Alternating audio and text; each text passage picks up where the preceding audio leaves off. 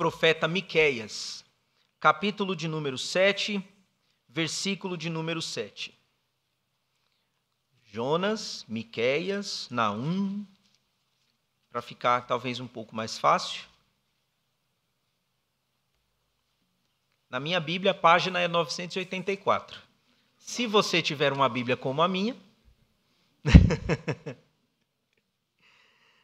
Miqueias, capítulo de número 7, versículo de número também 7.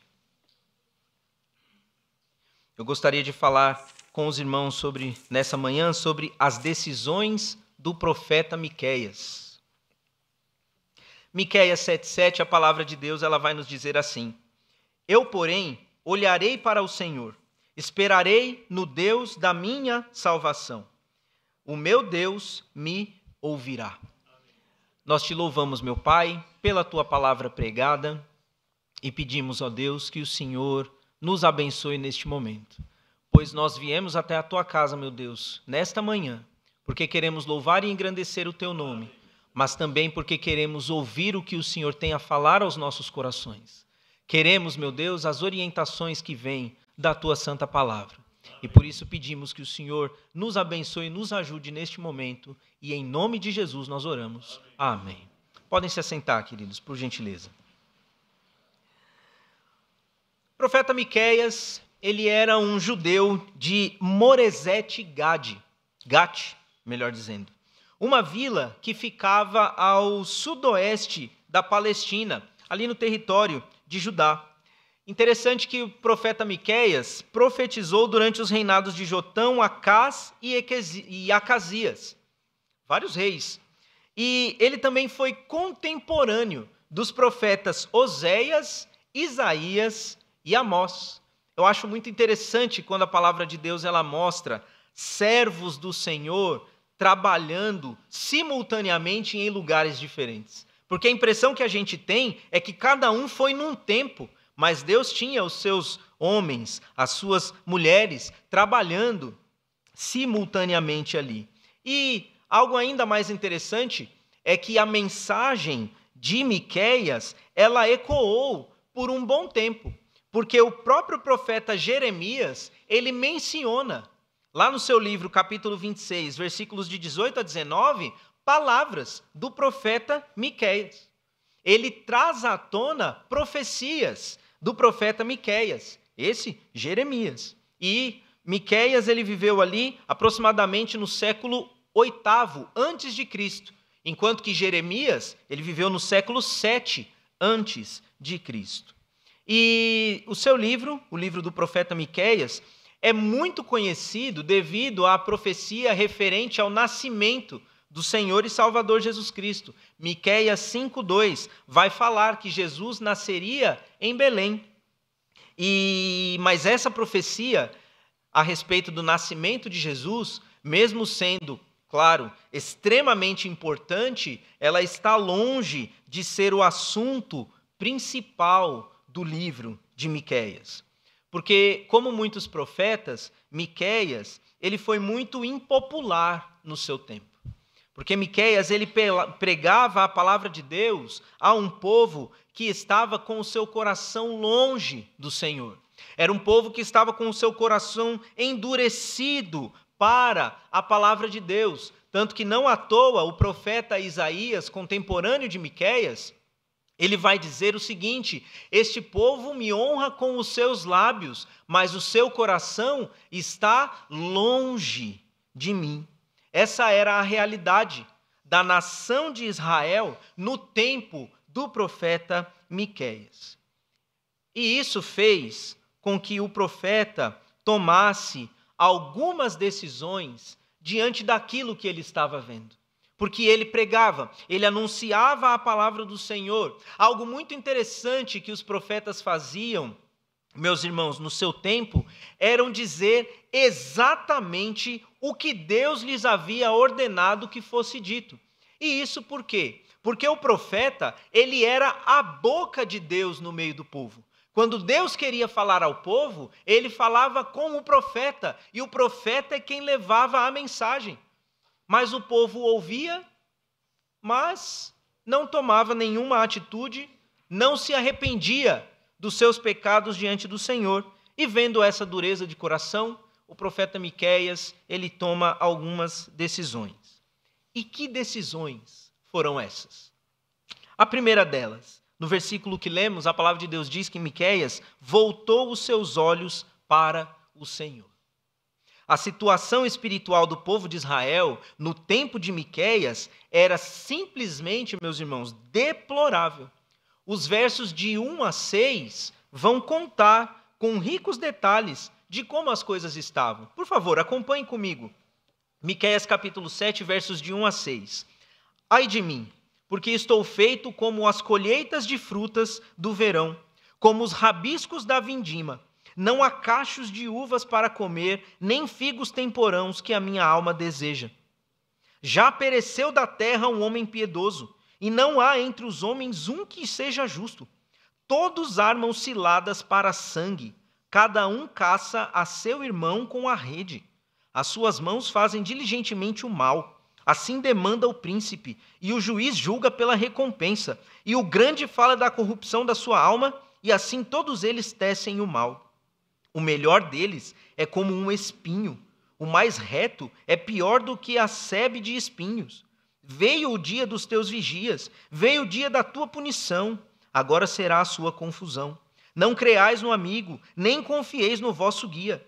Daquela que repousa no teu seio, guarda as portas da tua boca.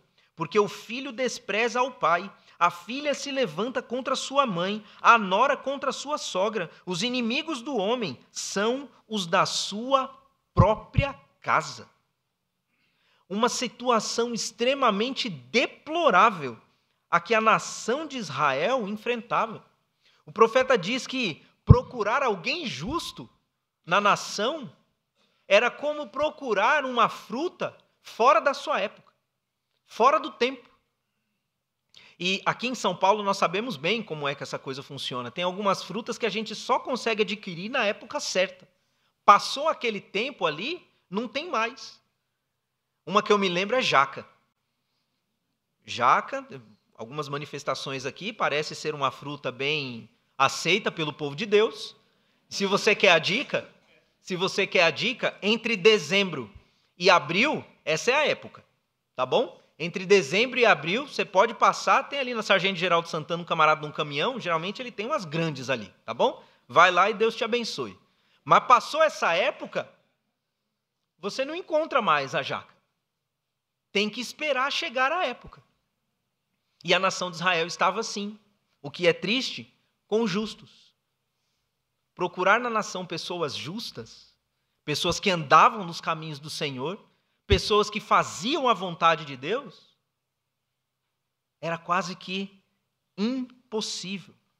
E isso levou, meus irmãos, a tamanha decadência que o povo não confiava mais nos seus vizinhos. O povo não confiava mais nos seus próprios amigos. A Bíblia diz da bênção que é nós termos amigos. Porque os amigos, eles nos ajudam a levar as cargas pesadas. Os amigos, eles nos incentivam. Os amigos, eles nos impulsionam a ir para frente. Nós vemos, meus irmãos, muitas manifestações de irmãos aqui da nossa igreja, pessoas relacionadas aos irmãos da nossa igreja, por exemplo, da grande diferença que faz com a partida de um ente querido, por exemplo, a presença dos amigos, a presença dos irmãos da igreja, isso muda tudo. Eu posso dizer isso por experiência própria. Vão se completar 2 meses em que a minha avó faleceu, a avó Honorina. 94 anos, Deus a chamou à sua presença. E nós fomos até o velório dela lá em Piracicaba. E era longe, interior de São Paulo, dia da semana, plena terça-feira, não tinha como ter muitas pessoas lá. Mas, meus irmãos, eu posso dizer isso por mim, creio que posso dizer isso por minha mãe também. Como nós sentimos as orações de vocês por nós. E nós ali fomos confortados, e nós fomos consolados, e nós fomos sustentados. E era impressionante, porque apesar de a igreja não estar lá, Aquela sala parecia cheia da presença dos irmãos. Mas é porque os irmãos estavam conosco em oração. E Deus foi bom para conosco. E Deus nos abençoou ali naquele momento. E tantos outros irmãos que, falecendo aqui, nós estávamos ali nos cultos e vários membros da igreja, os irmãos cantando, e as pessoas, quando ouvem a cantoria, as pessoas não entendem o que está acontecendo. É a união do povo de Deus que faz toda a diferença. E na nação de Israel, os amigos não confiavam mais uns nos outros. Estavam vivendo cada um por si. Infelizmente, irmãos, isso reflete muito dos nossos dias. Graças a Deus, não dentro do povo de Deus. Louvado seja o nome do Senhor. Mas o mundo que vivemos hoje, os nossos dias, são dias maus, são dias terríveis. Porque o mundo esbanja impiedade, o mundo esbanja injustiça, idolatria, violência, falsidade, egoísmo, hedonismo, que é o amor a si próprio, tantas e tantas e tantas outras coisas mais que nós vemos no mundo aí fora, e nós vemos o mundo em uma acelerada decadência, num acelerado mergulho completo no pecado. E assim como o profeta, nós precisamos voltar os nossos olhos para o Senhor. Nós precisamos olhar para o Deus da nossa salvação. Porque olhando para Cristo, nós entendemos que, apesar de o mundo estar assim, e de nós estarmos no mundo, nós não devemos ser como o mundo. É verdade, irmãos, nós estamos no mundo, mas estar é uma coisa, pertencer é outra. Estamos no mundo, mas pertencemos ao Senhor. Existe um mundo com toda a sua inveja, com todo o seu ódio, com toda a sua maldade, com toda a sua malícia. Esse é o mundo onde nós estamos, mas o reino ao qual pertencemos, o mundo ao qual pertencemos, não compartilha dessas coisas, não prega essas coisas, não divulga essas coisas, não vive nada disso, porque louvado seja o nome do Senhor. Nós fomos tirados do reino das trevas e fomos colocados no reino da preciosa, gloriosa, maravilhosa luz de Cristo. As leis que estão em cima de nós não são as leis que regem esse mundo aqui, mas são as leis celestes que vêm diretamente do trono de graça e misericórdia do nosso Deus. É por isso que nós precisamos voltar os nossos olhos para o Senhor. O nosso foco precisa estar em Cristo Jesus, autor e consumador da nossa fé. Por quê?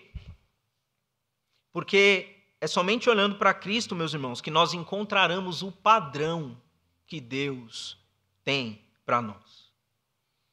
Às vezes, alguns cometem o grave erro de focar muito nas coisas dessa vida. E, meus irmãos, no que diz respeito ao mundo espiritual, não dá para a gente conseguir focar em várias coisas ao mesmo tempo. Ou a gente foca em Deus, ou a gente foca no mundo. Nós precisamos escolher, assim como o profeta fez. E é por isso que todo o nosso foco deve estar em Jesus, não nas coisas do mundo, não nos costumes do mundo, não nos pensamentos do mundo. Porque olhando para as coisas do mundo, nós vamos desejar as coisas que o mundo oferece para nós. É o que a palavra de Deus ela nos diz. A concupiscência dos olhos. É olhando o que a gente deseja, é focando o que a gente vai querer, as coisas do mundo. E as coisas do mundo, meus irmãos, só nos fazem retroceder na carreira cristã. É impossível para o crente ele acelerar na sua carreira cristã, ele galgar mais degraus na sua carreira cristã, olhando para as coisas do mundo. É olhando para as coisas de Deus que nós subiremos e subiremos alto. Voaremos como águias, é o que a palavra de Deus diz. Nós correremos e não cansaremos, nós não nos fatigaremos. Por quê? Porque estamos olhando para o Senhor. Olhar para as coisas do mundo nos faz andar na contramão, porque olhando para Cristo estamos olhando para frente. Tem gente, irmãos, que acha que olhar para Cristo é olhar para trás. Não dá para entender esse pensamento. Quem olha para Cristo, olha para frente. Paulo disse, eu prossigo para o alvo que está diante de mim. O que significa que quando a gente olha para Cristo, a gente avança, a gente cresce, a gente vai mais longe, só tem coisa boa. Agora, olhando para o mundo, a gente olha para trás. A gente começa a voltar. E não pensemos nós que quando a gente para na vida cristã, a gente fala, não, eu não vou voltar para trás, eu vou só ficar parado no lugar. Isso não acontece. Parou na vida cristã, automaticamente a gente começa a andar para trás. Olhando para o mundo, nós nunca chegaremos no destino correto. Mas olhando para Cristo, o céu é o nosso destino. Olhando para Cristo, nós seremos como o profeta foi. Seremos íntegros diante de Deus e diante de uma sociedade em estado de calamidade espiritual total, que é o que nós vemos lá fora. Calamidade espiritual total. Olhando para Cristo, irmãos, nós seremos sóbrios quanto às ciladas e às armadilhas pecaminosas que nos rodeiam. Eu acho que eu já usei esse exemplo aqui, mas eu vou usar de novo, por favor, me permita. Sabe como é que no passado as pessoas elas eram treinadas para identificar se o dinheiro que você estava manuseando ali, ele era verdadeiro ou falso? Antes daquelas maquininhas lá, com, acho que é luz negra, né? Aquelas canetas diferentes e tudo mais. Eu já trabalhei, irmãos, em loja, isso é muito interessante. Eu, obviamente, não era um expert na coisa, mas a gente aprende um pouquinho. Porque as pessoas que eram treinadas para identificar se o dinheiro era falso, elas passavam muito tempo em contato somente com o dinheiro verdadeiro. O tempo todo manuseando dinheiro verdadeiro. Pegava o papel na mão, via a coloração ali da nota, sentia a textura do papel, era sempre o papel verdadeiro. Por quê? Na hora que ele estava em contato ali, ele pegasse uma nota falsa, ele falava, opa. Irmãos, é impressionante esse negócio funciona. Eu trabalhei um bom tempo ali na região do Brás. E Deus me abençoou, eu tive a confiança dos patrões e ficava ali também na parte do caixa. Então, toda hora estava passando dinheiro ali na nossa mão. E era impressionante que às vezes a gente estava contando ali, só na hora de pegar, você falava, opa, deixa eu ver um negócio aqui. Aí colocava ali a onça na maquininha da luz negra, e a gente percebia que a onça não tinha pinta. Falava, é falsa. Só o fato de tocar, irmãos, a gente já percebia que não era verdadeiro. Irmãos, na nossa caminhada cristã, muitas coisas se colocam à nossa volta. E muitas delas aparecem diante de nós como sendo coisas boas, como sendo coisas úteis, como sendo coisas edificantes. Mas, meus irmãos, quanto mais próximo nós estivermos da verdade que se chama Jesus Cristo, quanto mais nós observarmos a palavra da verdade, que se chama Jesus Cristo, mais fácil vai ficar para nós percebermos quais são de fato as coisas verdadeiras e quais são as ciladas do inimigo que estão à nossa volta. Quanto mais próximos de Jesus, essas armadilhas pecaminosas, elas vão saltar diante de nós e nós saberemos, aqui eu não posso andar, aqui eu não posso entrar, aqui eu não posso ter convivência, isso aqui tem que ficar longe de mim. Porque isso aqui, se eu der abertura, vai me afastar do meu Deus. Se nós, irmãos, buscarmos a face do Senhor, se nós escolhermos olhar para Cristo como o profeta fez, nós seremos abençoados pelo Senhor. Seremos íntegros, seremos retos, seremos fiéis, mesmo diante de um mundo não íntegro, não reto, completamente infiel ao Senhor. Seremos mulheres, homens cheios de poder de Deus, jovens, adolescentes, crianças. O adulto, desde o mais novo até o mais jovem, teremos toda a autoridade para pregar o evangelho de salvação, porque a nossa vida vai condizer com aquilo que pregamos. Isso vai incomodar o mundo lá fora, é bem verdade. Mas isso também vai despertar o olho de muitos que estão procurando ao Senhor. E eles verão o Senhor através de nós. Verão o Senhor através de nossas vidas. E assim, a bênção de Deus estará sobre cada um de nós. A bênção de Deus estará sobre as nossas casas. A bênção de Deus estará sobre as nossas famílias. O inimigo não terá brechas para trabalhar em nossa vida. E o pecado, que como já falamos, tão de perto nos rodeia, será visto e nós não cairemos em tentação. Se, contudo, nós escolhermos olhar para o Senhor. Mas há também uma outra atitude, uma outra decisão que o profeta tomou. Miqueias, como nos diz o texto, o versículo 7, diz que esperou no Senhor. E isso aqui é muito interessante. Por quê? Miqueias sabia o que aconteceria com o povo de Israel. Deus já havia revelado a ele. E ele via que enquanto pregava, o povo não mudava. O povo não se arrependia. Ele sabia que a assolação viria como de fato veio. A nação de Israel foi levada cativa, 70 anos de exílio. A gente chama de exílio babilônico, né? Mas foram 3 impérios que passaram nesse período de 70 anos. Mudava o imperador, mudava o império, mas não mudava a situação, não mudava a escravidão. Um castigo terrível que a nação sofreu por ser desobediente. Mas porque Miqueias, o profeta, olhou para o Senhor, porque ele buscou santificação, porque ele orava, porque ele confiava na palavra de Deus, o profeta escolheu esperar no Senhor. E ao que tudo indica, Miqueias morreu em paz durante o reinado de Ezequias, que foi um bom rei para a tribo de Judá. Foi um rei que buscou a face do Senhor. Foi um rei que andou nos caminhos do Senhor. E por isso, o profeta, ele esperou no Senhor. Quando Jeremias profetizou anos depois e fez uso das palavras de Miqueias, enquanto profetizava a nação em seu tempo, Jeremias viu a Babilônia levar a tribo de Judá cativa e escravizada.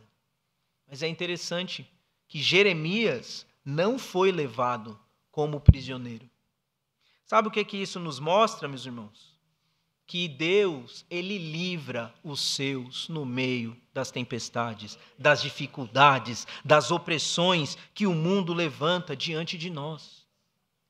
Nós, servos do Senhor, que não dobramos os nossos joelhos aos ditames do mundo, nós somos recompensados, irmãos, por Deus. Diferentemente do que muitos pensam, manter-se firme, mesmo em nossos dias, diante do Senhor, não é algo prejudicial. O povo do mundo acha que é. O povo do mundo acha que crente não vive bem. O povo do mundo acha que crente não é feliz. O povo do mundo acha que crente não faz nada. O povo do mundo acha que ser crente é desperdiçar a vida. Eles não fazem a menor ideia do que é ser crente. Porque ser crente é maravilhoso, meus irmãos. Ser cristão, ser de Deus, no meio desse mundo podre, desculpe a expressão, mas podre que está aí fora, é uma bênção, é maravilhoso. Porque Deus está conosco. E Ele é nosso refúgio, é nossa fortaleza, é socorro bem presente na angústia. O Senhor é o nosso auxílio. E aí se levanta o mundo contra nós. E as pessoas do mundo podem pensar, agora acabou, agora para ele não dá mais. E aí acontece que o povo do mundo é confundido, porque o poder do nosso Deus é muito maior do que o do mundo. Maior é aquele que está em nós do que aquele que no mundo está. Aguardar no Senhor, irmãos, nos livra de uma vida pequena. Aguardar em Deus nos livra de uma vida pequena, nos livra de uma vida sem propósitos, de uma vida vazia, nos livra de uma vida sem significado. As pessoas do mundo, irmãos, fazem o que fazem porque elas não têm significado para a vida delas. A vida não tem nada de bom. Mas para o crente, não fazer as coisas que o mundo impõe sobre nós, mostra que a nossa vida é plena e completa, porque dentro de nós habita o Espírito Santo do Senhor. Nós temos em nosso coração, irmãos, a fonte da vida, Jesus Cristo. E é por isso que a gente não precisa das coisas vis que o mundo oferece para sermos felizes, completos e plenos. Jesus é tudo aquilo que precisamos. Louvado seja o nome do Senhor. Aguardar no Senhor nos livra de uma fé enganosa. E isso aqui é muito importante. Porque às vezes nós fazemos como outros servos de Deus fizeram, como Abraão, por exemplo. Porque Deus visitou a Abraão e disse: você ainda será pai. E Abraão, ele não creu na palavra do Senhor. Abraão não teve fé.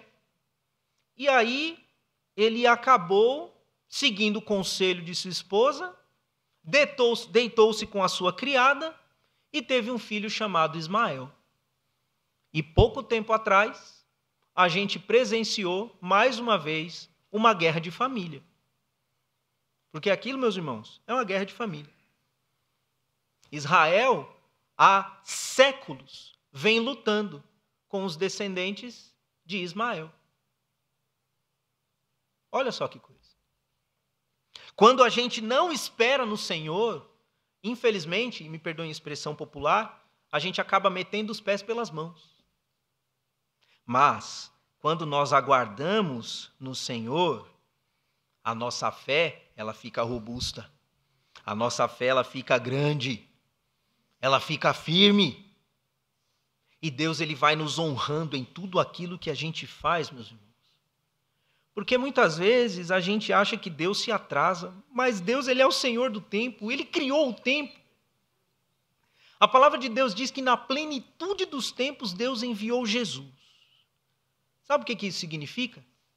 Que no momento em que a humanidade mais precisava, e em contrapartida no momento em que a humanidade estava mais, vamos dizer assim, preparada, Deus, ele falou: é agora.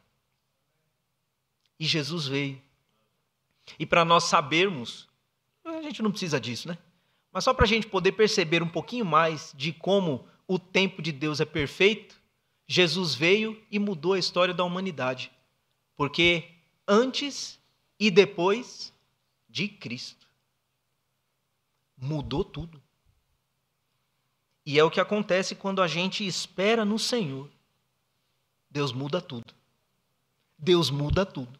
E sempre muda para melhor. E no processo nós não ficamos em haver, como dizem alguns. Porque enquanto esperamos no Senhor, Deus, ele nos dá esperança. Deus nos dá paz, Deus nos dá coragem. E Deus nos impulsiona a continuar vivendo de forma intensa a verdade gloriosa do Evangelho. Se, contudo, escolhermos esperar no Senhor. O que podemos concluir, meus irmãos, com essas decisões de Miqueias? Algumas coisas. Primeira delas, manter o foco em Jesus e esperar nele e dele as bênçãos, sem vacilar, mas esperar com toda a confiança, com toda a fé de que ele nos valerá, isso nos fará vitoriosos, mesmo diante do mundo caótico aí fora. É somente em Jesus, é somente escolhendo Jesus que a vitória é certa. A palavra de Deus, ela não diz: vocês são mais do que vencedores. Não, a palavra de Deus diz: em Cristo nós somos mais do que vencedores. O segredo da vitória é olhar e confiar em Jesus. É na nossa fidelidade a Deus que percebemos dele, ou melhor, que recebemos dele as forças para continuarmos de pé. Porque o Filho de Deus não cairá jamais se estiver dependendo e depositando as suas forças no Senhor. E nossos dias, meus irmãos, são piores do que os dias do profeta Miqueias. São muito piores. Mas o nosso Deus continua sendo o mesmo. E se ele livrou, se ele abençoou a Miqueias, ele também nos livrará e nos abençoará. Se, contudo, escolhermos olhar e esperar no Senhor. Que nós possamos escolher assim, para a honra e glória do Senhor. Amém, meus irmãos? Por favor, abaixe a sua